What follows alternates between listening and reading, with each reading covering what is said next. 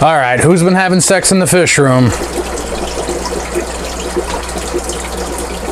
What's going on, fishy friends? Rich here, Rich's Fishes, and we're going to discuss who's been getting busy in the fish room today and a quick little fish room update. Fishy, fishy, fishy. Let's start with who's not getting busy. This big, beautiful gold ram over here, who's all by himself, is obviously not getting it on with anybody yet. I say yet. Maybe someday. Maybe we'll move him over into a tank with a couple other rams. See if he can't make a few friends. Seems like a personable guy, right? This is that golden ram I got from Mike over at Michael's Fish Room a couple of weeks ago now. Maybe it's been 2 weeks. Made it through a full quarantine procedure. He's had a couple of water changes. He has been seeing some fluctuating temperatures because, as I discussed last time, the heater in this tank is, I don't know, wonky. But the fish looks like he's doing great, and I can't wait to introduce him into another tank and get him surrounded by a couple of more rams, which will be pretty damn awesome.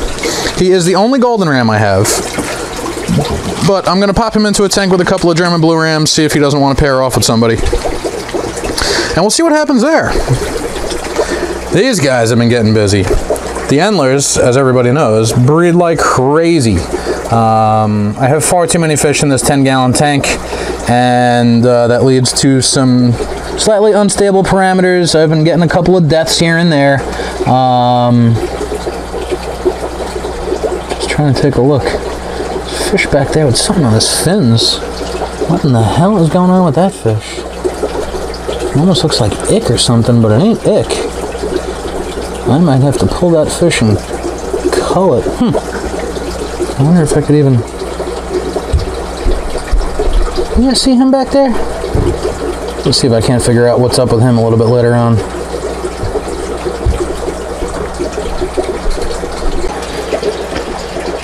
Alright, so that's that not so glorious side of keeping fish. Every once in a while you got to take care of a problem before the problem rears its ugly head. So we went ahead and culled that that fish that I don't know what the heck was wrong with it. But problem solved. So the Endlers are definitely getting busy in the fish room, that's for sure. And I would definitely have better luck with them if I moved this colony over into a bigger tank, and that definitely has to happen soon. But we're going to put that in the sooner or later category. The two random Epistos are doing very well. I don't know. That's about all I can say about them. There they is. There they be.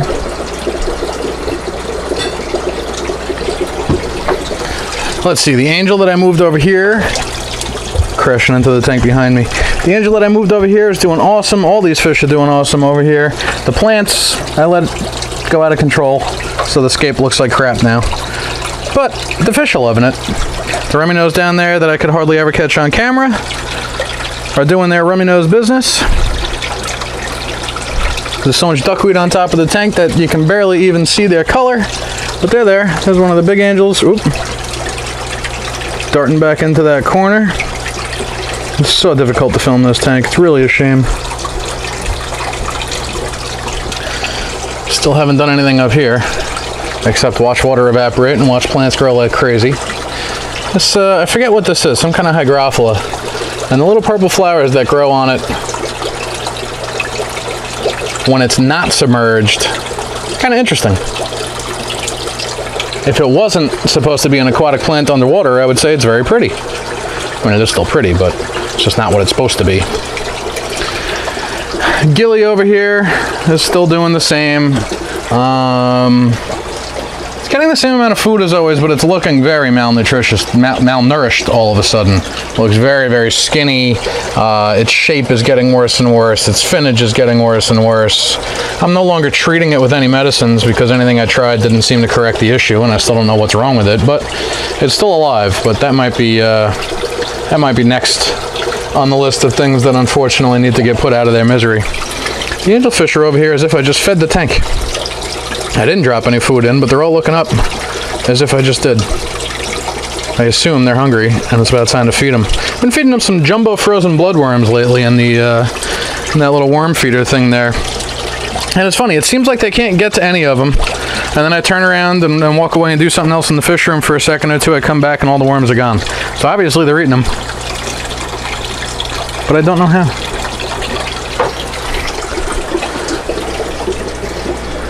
The Tiger Turks are doing really well in their new tank. They're all looking that way as if the auto feeder just went off and the auto feeder is almost empty.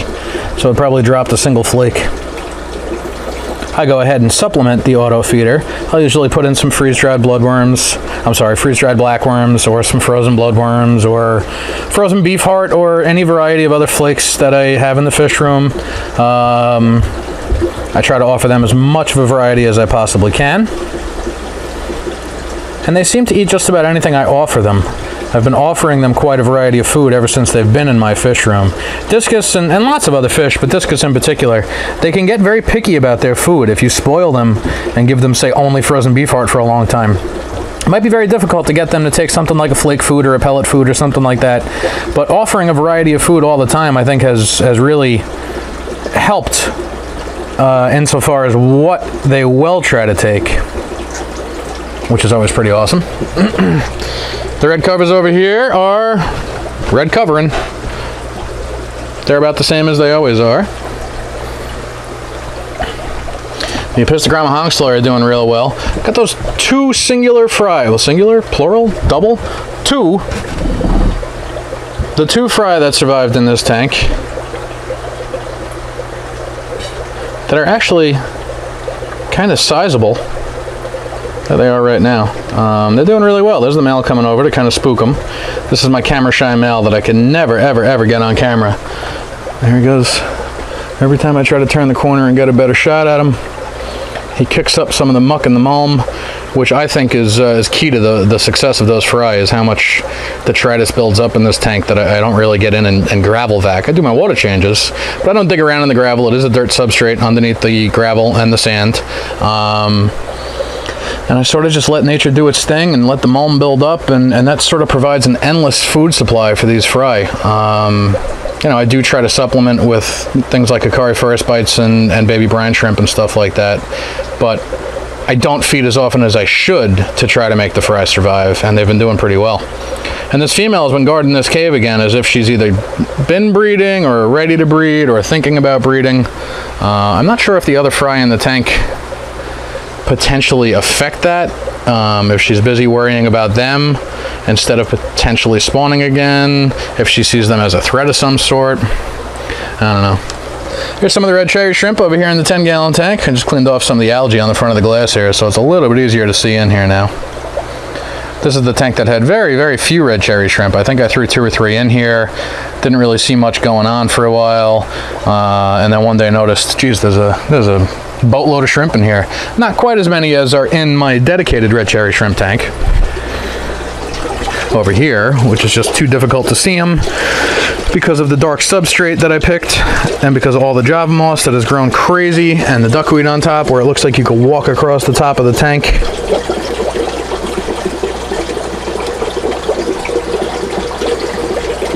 Have I mentioned how much I hate duckweed, guys? Because boy, do I hate duckweed. I was talking to Mike from Michael's Fish Room. He uses a goldfish to sort of control his duckweed. I don't know if he uses the goldfish to control his duckweed, or, would you look at that, there's 3 fry left in this tank. I've been saying 2 for a couple of weeks now.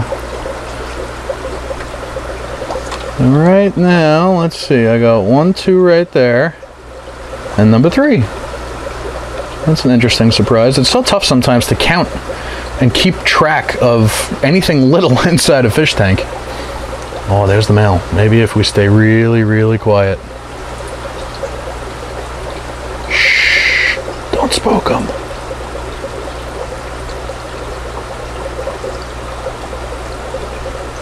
Hello, sir. Show us your sides. Let's see how colorful you are. Of course, now you don't look very colorful at all.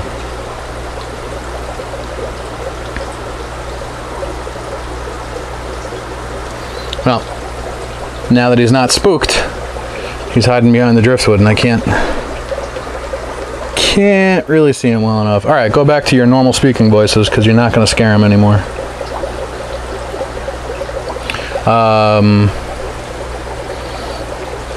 Finding a third fry in this tank has made me completely lose my train of thought. Huh, I haven't noticed the fry going back into that cave at all. Except for right now while I'm filming. But it's weird, so they sort of stay around the mom still. But I wouldn't say they're inseparable. You know, they cross paths and nobody seems to mind each other, but they don't really necessarily hang out with the mom. The mom likes this corner, and the juvies usually hang out on top of the cave, and or back here behind the cave over here in the gravel. It's always interesting to see that. Over here in my daughter's 10-gallon glowfish tank, I think I have a heater that's failing again. This tank, well, this thermometer reads like 74, 75, which should be good enough for them. But I did have a couple of deaths in here, which is always a bummer, because my little girl gets quite upset when she realizes that she's lost a few fish. That always stinks. But I do greatly enjoy the idea of getting my daughters involved in this hobby. My youngest is far too young to really enjoy it yet. She comes down here and likes to look at the fish. My oldest, though, she loves helping out. She loves the idea of having fish in fish tanks. She's not so great on actually taking care of them. I'm not so great at forcing her to take care of them, and I sort of just add her maintenance to the random daily maintenance that I end up doing in the fish room as it is anyway. And as she gets older, I'll make sure to task her with feeding the fish and doing water changes and things like that. But for the time being, it's her tank, but I take care of it. The life of a dad.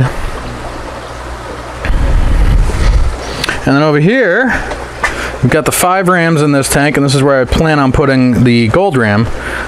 That's that one big ram that I had in the tank behind me that I had from the Unite, and the other 4 are, there's at least 3 females, there's possibly 1 more small male. Those are the other guys that I got from Coral Bandit. And then the other fish I got from Coral Bandit that I separated out over into this tank and over into that tank, those are the fish that have been getting busy. And definitely somebody's been having sex in the fish room. No sex in the champagne room, but it's fair game in the fish room, right guys? And girls for that matter, we need one of each. So, there she is, scoping out the inside of that flower pot for some reason. And there he is, over there by that flower pot, where we got some eggs that have been in the tank for more than 24 hours now, and look very, very good. I've got absolutely no white eggs. We've got absolutely no fungus. I did not add any meth blue or anything into this tank. I've done absolutely nothing except feeding the fish and water changes. And if you look closely, I think we can even see eye spots in those eggs. Very difficult to tell for sure. We don't have any wigglers yet. But the fact that we have no white eggs and no fungus forming is a very, very good sign. And I'm very surprised because these two were a definite pair in the other tank, but it seems that once I moved them over into this tank, they didn't want anything to do with one another, which is kind of odd. Now, what else is odd is how it almost seems like they're trying to guard a set of eggs over in that flower pot, and there's no eggs over there. And like I said, these eggs have been in the tank for maybe 24, maybe 36 hours. 24 hours for sure that I've known about them. It's very possible the eggs were in there a bit earlier and I didn't know. And there's the female doing her job, guarding the eggs, fanning the eggs, making sure that there is flow around the eggs. That's what they do. They kind of, it almost looks like they're about to eat the eggs, but what they're really doing is sort of blowing water across them. Maybe someone can explain better than me, but I think the idea is that if they keep water moving over them, they don't fungus up. And there they go, they just did their switch. So the female now got relieved and goes over to the flower pot, and the male is over here guarding the eggs. And there's no competition in this tank, nothing except for these 2 rams. So I think that was a really good move to actually get these fish out into a tank on their own.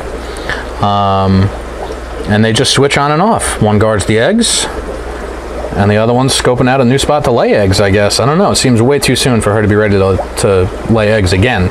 Only 36 hours, roughly, after this first spawn. But that's what they do. They'll bounce back and forth. They'll guard their eggs from the potential threat. You know, that's just their inborn natural instinct is to guard the eggs, even though there is nothing else in this tank except for the 2 of them. Neither of them have gobbled up the eggs yet, which is a good sign. So here comes the female.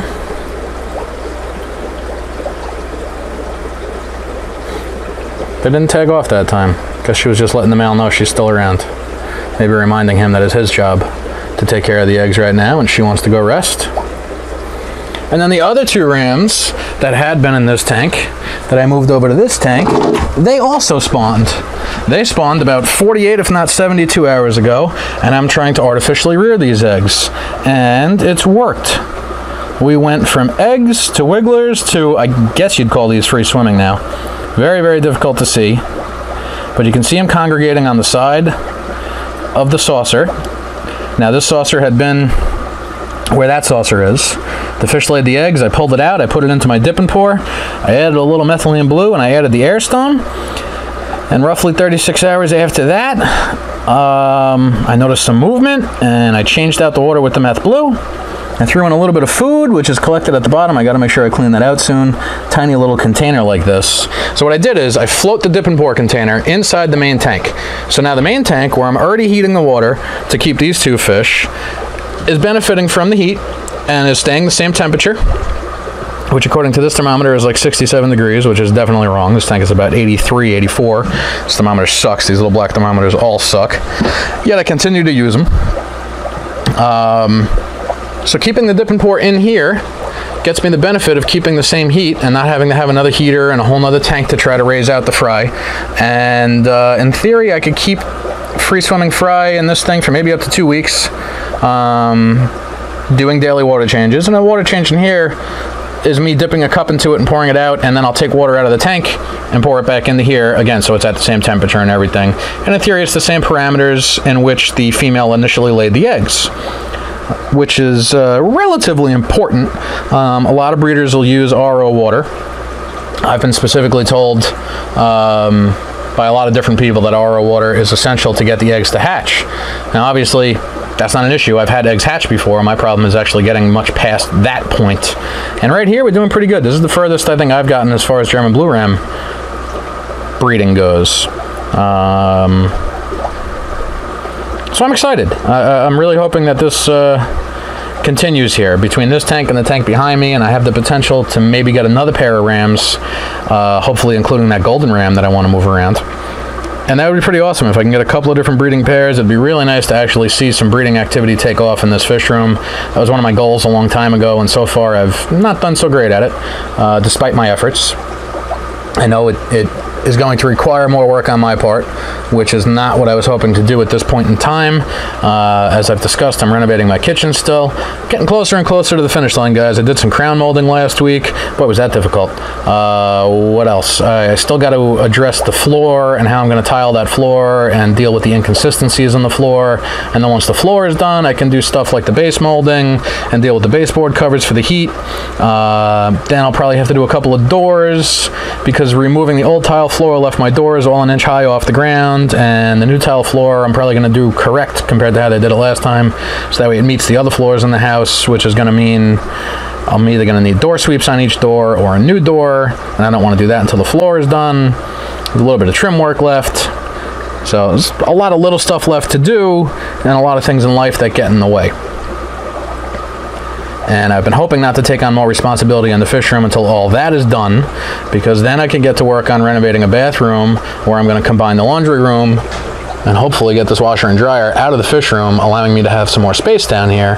Once that's done, I can finally get around to renovating everything here in the fish room, and sort of starting over from scratch, doing everything right the first time around, automating myself so I can get water changes done instantly and on their own, so I don't have to sit down here for an hour doing 15 or 16 water changes a tank on 15 or 16 different tanks every night, and inevitably skipping a day or two here and there, and then seeing things start to degrade and not do so well. So I know it's going to require a little more effort on my part if I am going to start spawning these guys and rearing them out and stuff, but it has been a goal of mine, so I am going to try my best to make that happen. Alright guys, I think that's it for me for tonight. I gotta go eat some dinner. Comment, rate, subscribe, let me know what you guys think. Turn on notifications if you like what I'm doing. Share this video, tell all your friends, and I'll see you guys next time in the fish room.